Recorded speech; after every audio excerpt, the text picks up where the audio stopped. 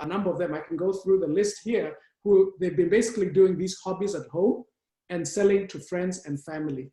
And what's for me most encouraging is all of them have taken a step from where they were to having so much more confidence in, I mean, I'll just, right now I see, I don't know if you can see my mouse kind of circling this lady. Her name is Lulu. She has been selling cakes. I mean, she sells over the last month, I think she's been selling like 30, 40 birthday cakes, where she didn't ever believe that her cakes were worth being sold. And we kind of coached and mentored and said, you have a great product, you have a great service, you know, and she is now so excited and speaking with a lot of confidence. You know, we tried to get a lot of the women to go online on Facebook, a lot of the members, and tell their story and go on Facebook Live. Oh my goodness, that was incredibly difficult. But over time, they've been doing that. They've been talking about and with a lot of passion, you know, chili. So the next slide actually, which is maybe almost the last slide, it's a cartoon of all the different businesses that the women and the men in ACE are doing. So you've got a lady who has a chilies business, a sauces business, a granola business, a cashew nuts business, the cake business I talked about, salons. I've got a paraplegic lady, Esther, who's in our group, and she's a motivational speaker. And she's writing a book called Beyond the Wheelchair, and she's motivated to bring in spinally injured persons into her community and say, yes, we can do it. We are not gone for or done for. You know, she says many, especially in Kenya, I think in the US, maybe the situation is better in terms of taking care of the disabled. But in Africa, a lot of times it's like you are basically hidden away in your home, and you know, you've got a place to feed, a place to sleep, you know, food to eat, be happy. And she's like, no way. She can do more. And she's the most active in our group, you know, so we've got personal fitness. And then there's a guy who, there's a remote part of Kenya where it's actually a very remote desert area, which has limited access to the internet. This friend of mine is a pastor, and he and I have been talking. We've been talking for a while. I've been sponsoring his ministry for a while. And I was like, okay, there's a business that you should be doing so that it's sustainable. And I mean, he's got 19 orphans that he takes care of. And it's like, okay, we need to do something here. So do you have a dream business that you have in mind? And he says, oh yeah, I would love to start an internet cafe, a cyber cafe. And my wife has a hair salon and a barber shop and all of that. Guess what? He is starting it. He has started it. I have pictures. I didn't show it here, but he is so excited and so motivated to just kind of get going. And we have nonprofits in there as well. So these are just sort of an inkling of people who we have taken through the process. So there's a coaching process, but more so, I think the accountability, the mentoring, and just the community of people sort of encouraging each other, you know, to be successful. So that's really what we're doing. A shameless plug is my next slide. So next Friday, the 30th, we're doing our first virtual summit. It's really a 3-hour summit starting at 9 a.m. to 12 noon Cincinnati time. And this is, we're calling the summit Invest in Yourself, Start Your Business Now. It's a free summit.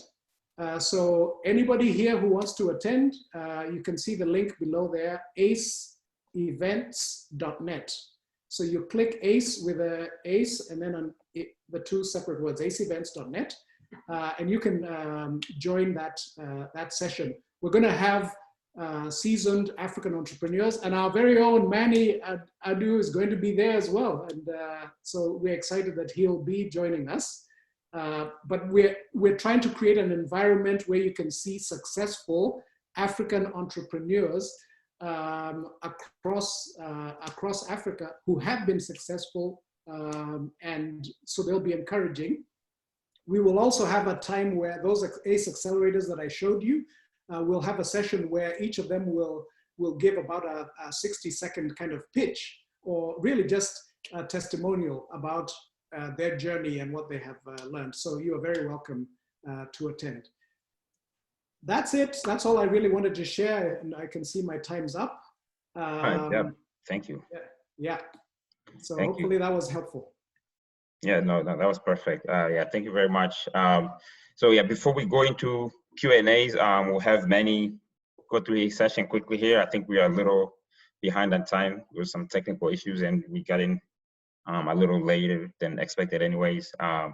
So I'm gonna have Manny, I don't know if Manny will be able to share his document or someone else will share it, but before we get into his session, just a little background on Manny.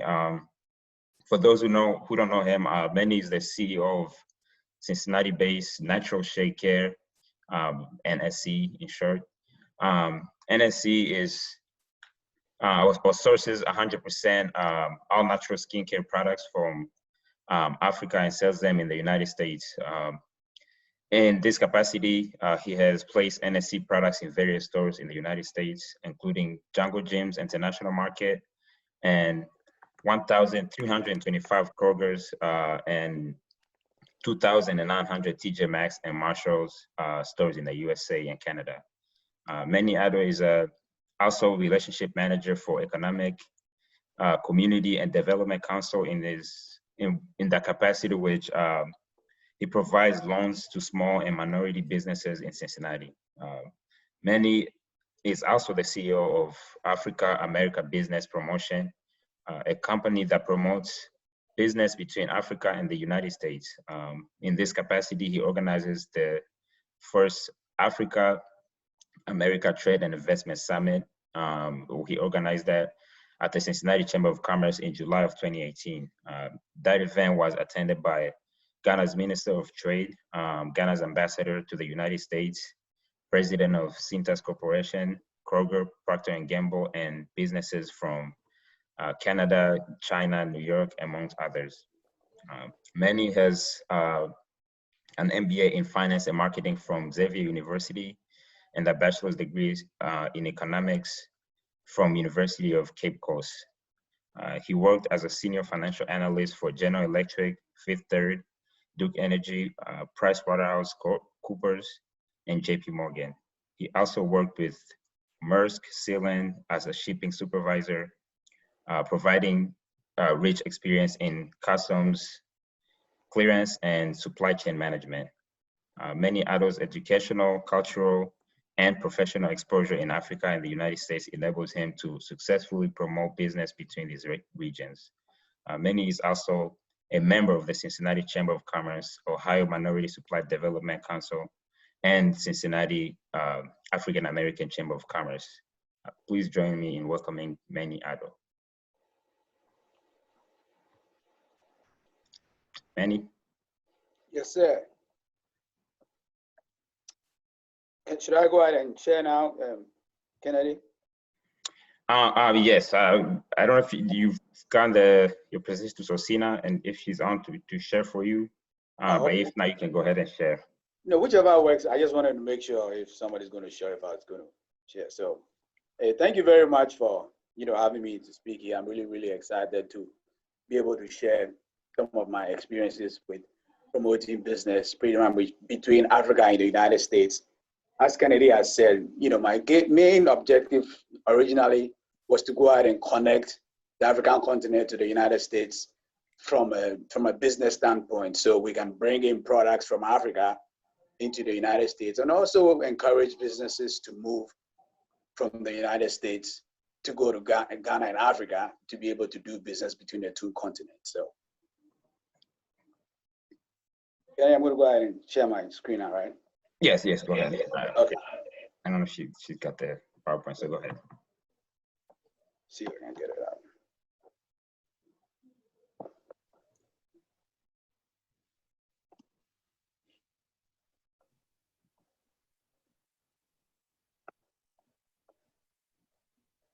One second.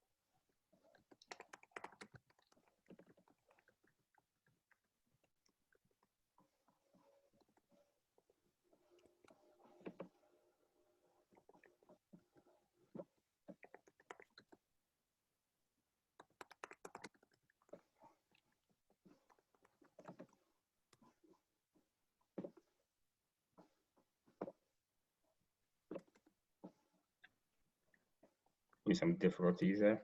Yeah, Yeah. my point is not pulling up.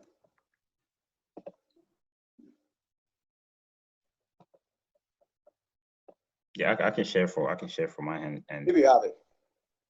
should I do it? Sure. Okay.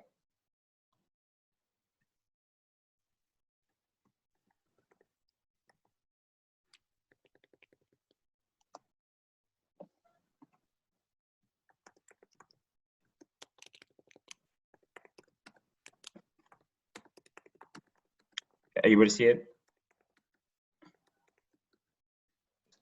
Are we good? Are you able to see it, everybody? I can see, yeah, I can see it. Okay. Yeah, we see it. Yeah. Okay. All right. So this is a quick, you know, background on what we do. So I'm sure most of you might have come across some of this somewhere. We pretty much sell shea butter and black soap products. Just a quick background into what I do. Started this company about 3 years ago in my basement.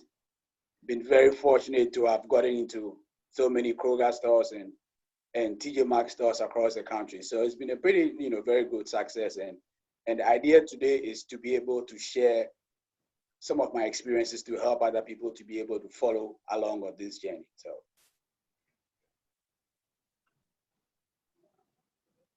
So as Kennedy rightly said, I'm the CEO of Natural Shea Care.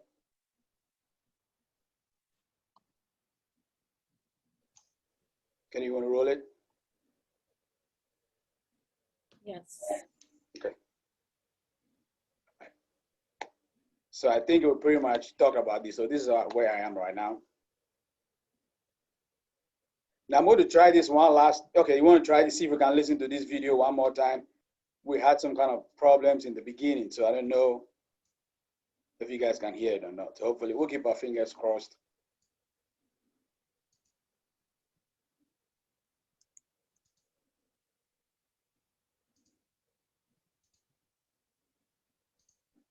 Okay, so I can't hear it, so I'm assuming that you guys can hear. So do you want me to play that? Yes, it's supposed to be playing, yes. Okay. All right, let's try this.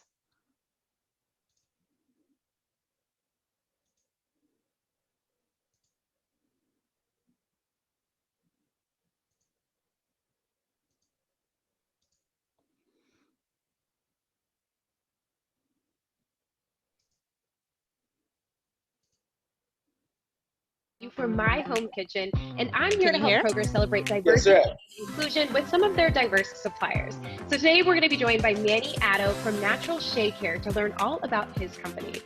Hey Manny, how's it going? Fine, thank you. How about you? I'm doing good, Manny, but we're here to talk about you. So your company supplies natural shea butter, lotion, and black soap products to Kroger. Can you talk about how you got started with that? Sure. So we supply 100% all natural shea butter and black soap to Kroger.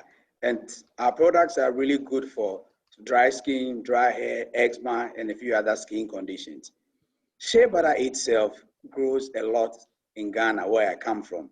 So when I arrived into the United States, I was looking for a business opportunity, and I realized that shea butter had a pretty decent demand in the United States, and Ghana had a pretty decent supply of shea butter. So I decided to connect the two and be able to grow a business. I initially brought in raw shea butter, traveling to the United States in suitcases to be able to bring it into the United States to produce and sell at the time. So it was a really small business at the time, but we've pretty much grown significantly to date now.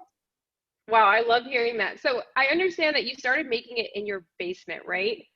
Yes, I started making it in my basement. So I get up in the morning, 5 a.m. on Saturday mornings, and whip shea butter till like Sunday, 11 at night, package it and sell it. That is where it all started.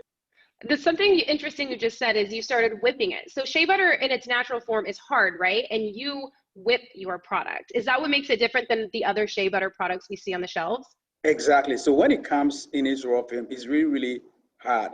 And most people sell it like that. And so when consumers go to the store to buy it, they have to go in and put it in a microwave for about 20 seconds or dig it with their fingers. But I'm able to whip it in such a way that it's really, really consistent and smooth.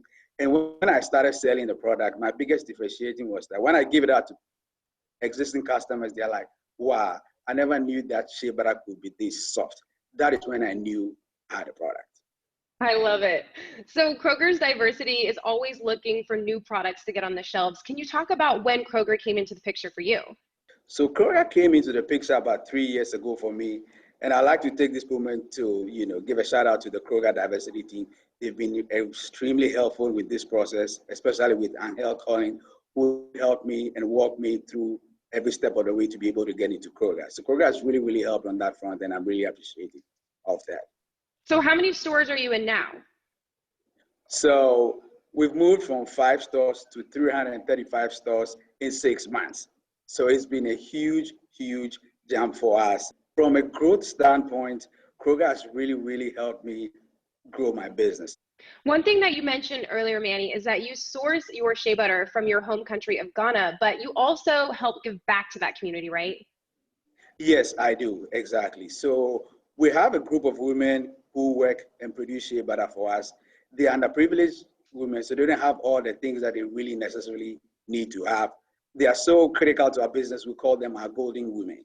So in that vein, what we do is that anything that we sell, we give 5% of our revenues back to that community to help them to provide basic working tools for them, clean water, clinics, and schools in their community, so they're able to continue to work for us. So that's a key component of our business. And we also pay fair trade prices to them, so that we pay above the market fair trade price so that they're able to get a living wage. I love hearing that. That is so admirable, Manny. Before I let you go, can you give us any advice that you would have for future entrepreneurs or people who are looking to start their own businesses? So what I would say is perseverance, perseverance, perseverance. Most people at this time, people are like, oh, really, how did you do it? Can I do it? Can you teach me? But there's been so many ups and downs, and you just have to stay the course. There'll be so many disappointments. It's not going to be easy. And also, it is extremely helpful that you get business mentors so that, one, they can make phone calls for you in these big organizations. And also, they can help you to walk the walk because they've already made the mistake. So they can tell you things to do and the landmines you have to watch out. So those are the 2 things that I would leave for any future entrepreneurs. That's some great advice. So perseverance and mentorship. Well, Manny, thank you so much for sharing your story with us. You're welcome. Thanks for having me. And thank you all for watching at home. We hope that you continue to stay safe and healthy, and stay tuned for when we take a look at another fascinating Kroger supplier. We'll see you soon.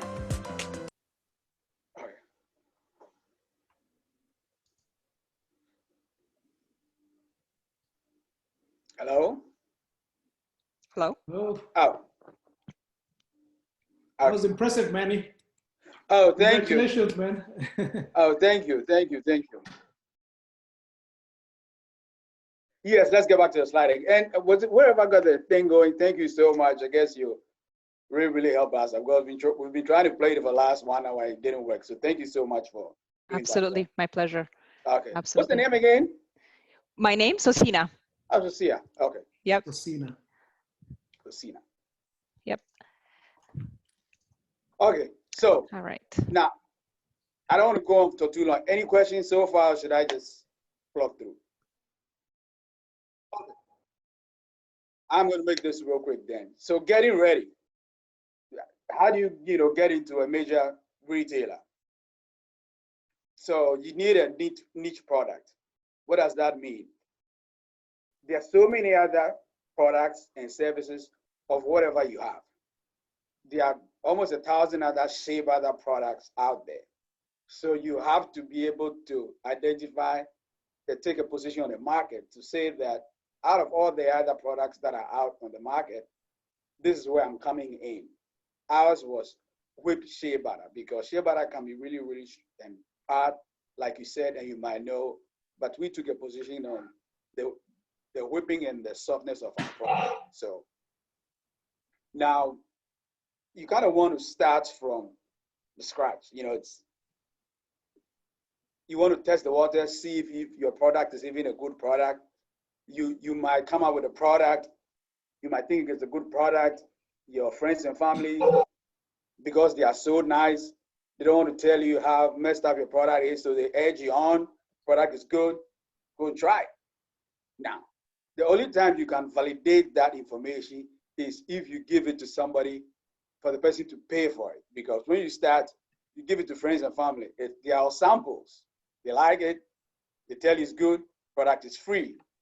But they like it so much, they will never pay for it. That's when you know you have a problem. So you go out there, you give it to somebody, you get a sample, they buy it, they come back again and buy it. Then you begin to know that, okay, this is a validated product. How do you do that? Put it into small retail stores. Go to churches, the retail stores, and sell it. I started from Jungle Gyms. Jungle Gyms is the company, the retail store that made it for me. They made me understand the business and they put me on the map. So that would be that for it. Yeah. Now your sales revenue. Sometimes we're selling, but we're not keeping track of. And the issue with that is once you begin to talk to the big players, at that point, they're going to ask you for data. If you don't have the data to support it, then you have a problem. How much have you sold year to date? What are your sales numbers month on and month on? So you want to keep that in mind whilst you continue to, to grow your business. Yeah. Next slide, please.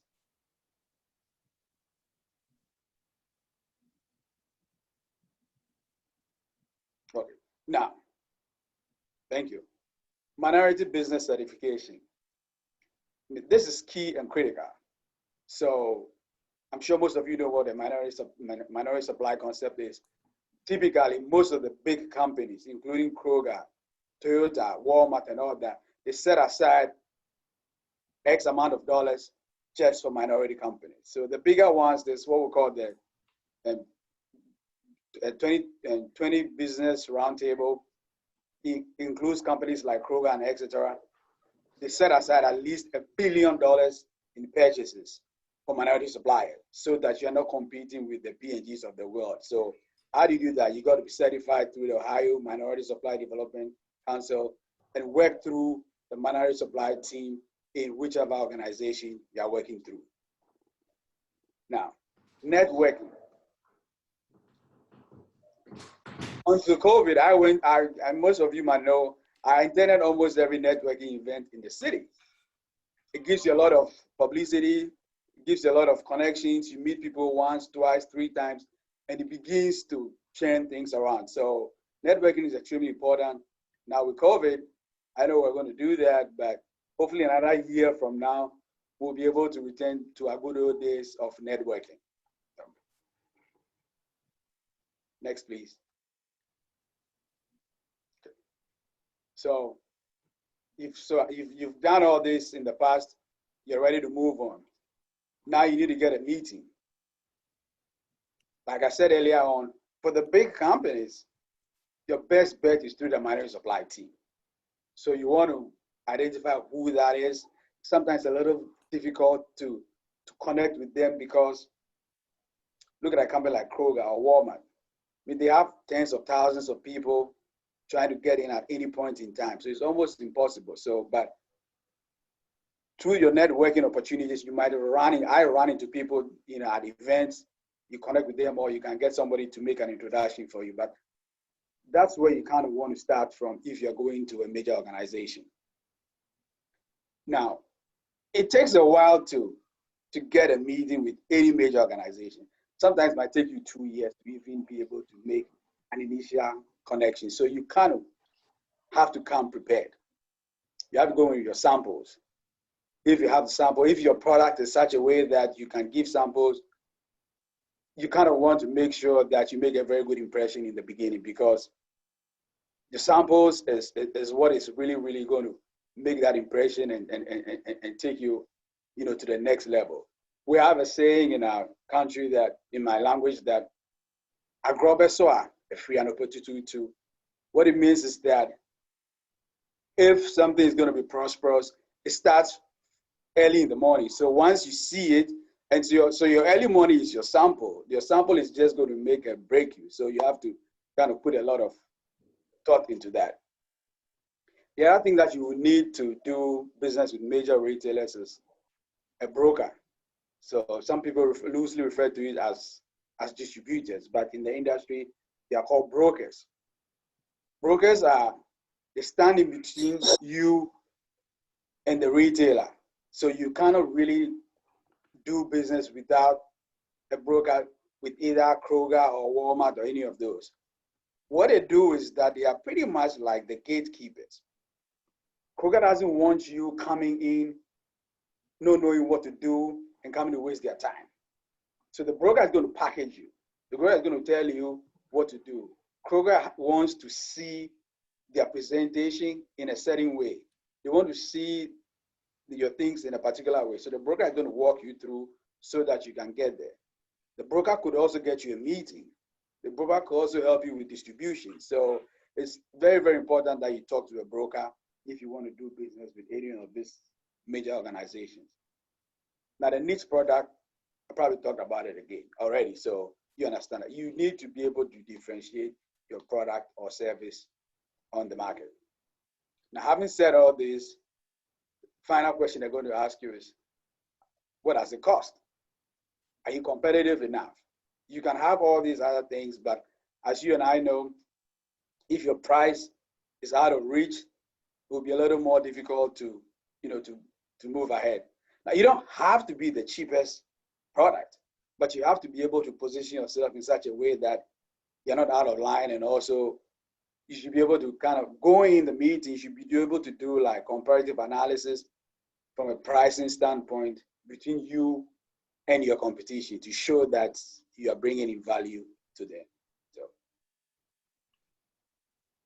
thank you. Next slide, please.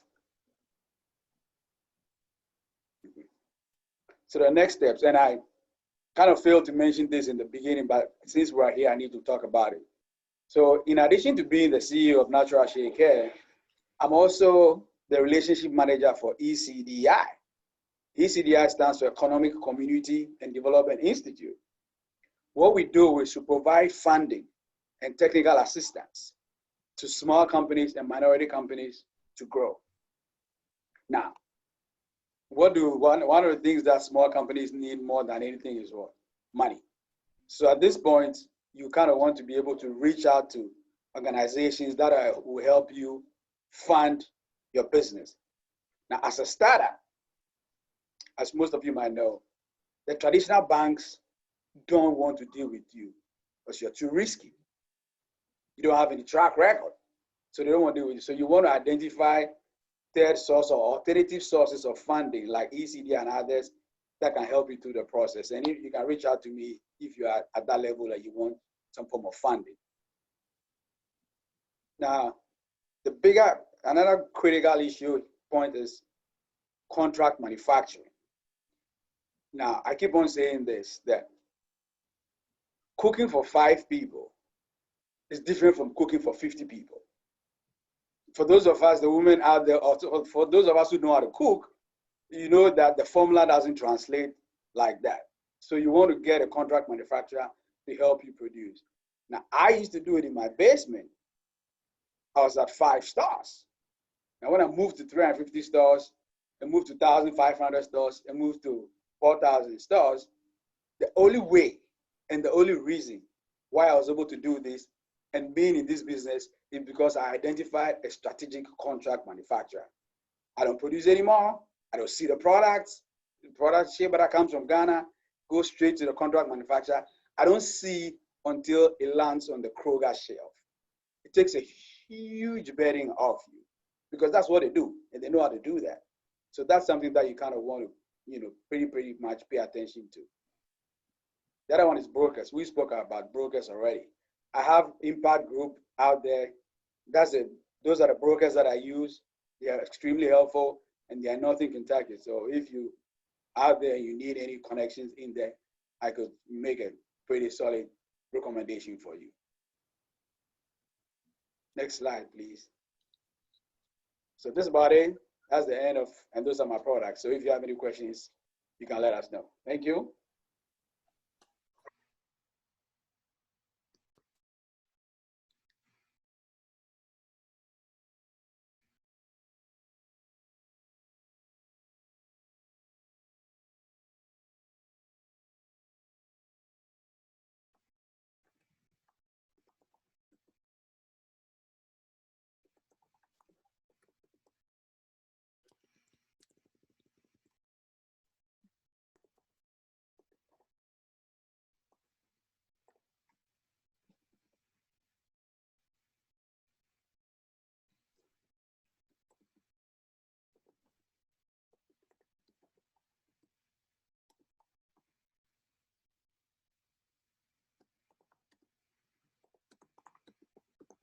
All right, Richard here. I have two questions for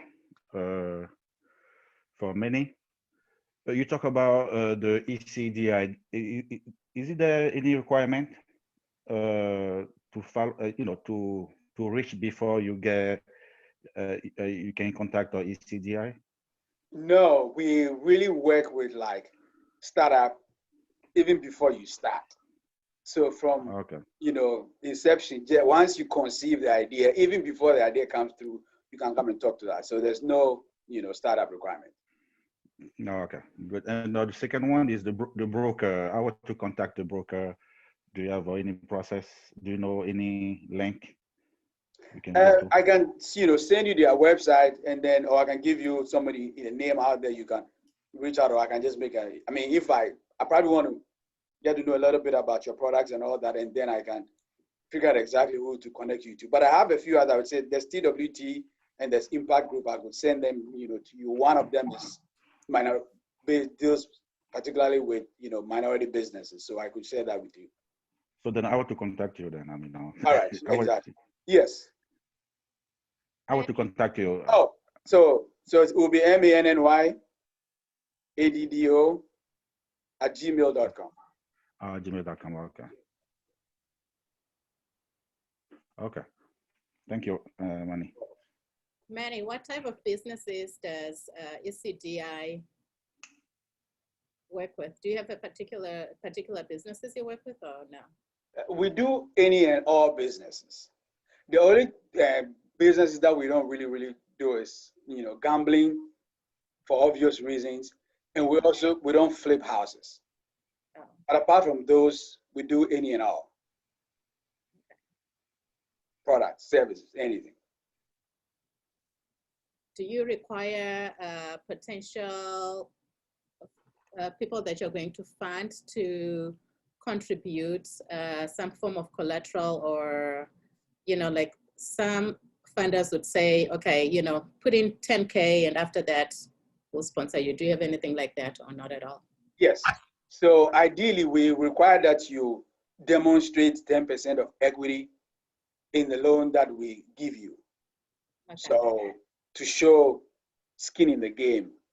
Right. So that's one of our programs. Now we have different kinds of programs that we're running right now that they are COVID related, and for those you don't even need anything like that, So there are special programs that you don't need any skin in the game at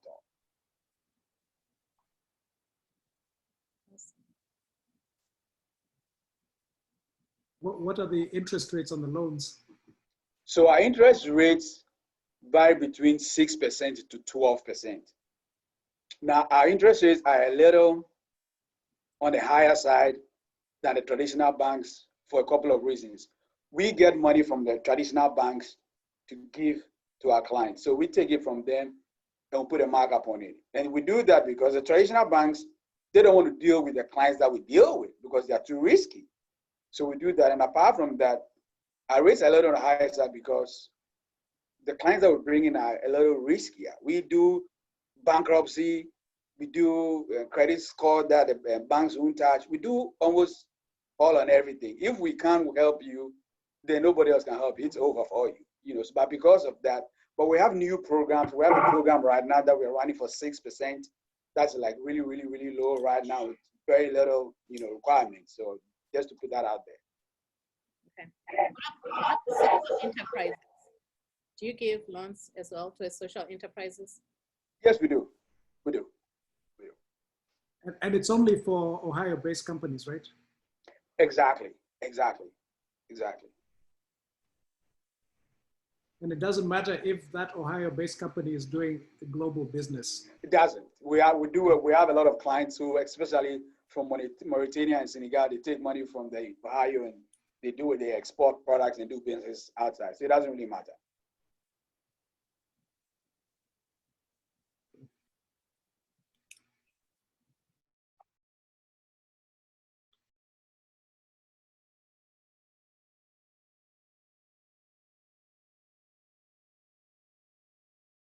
It's 2 o'clock.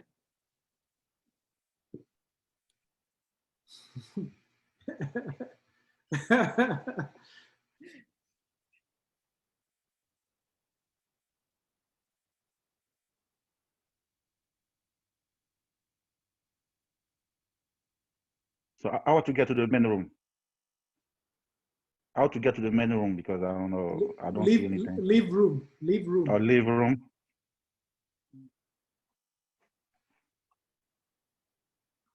Okay. All right, thank you. All right. All right.